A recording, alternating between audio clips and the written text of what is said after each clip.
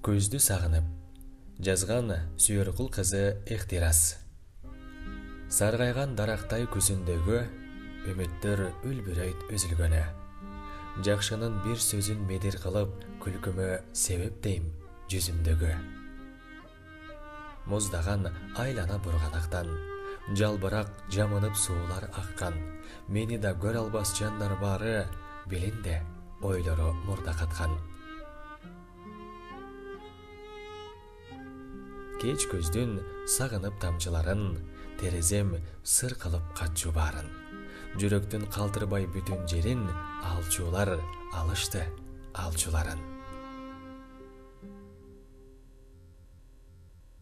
Жүректің қалтырбай бүтін жерін, алчулар алышты алчуларын.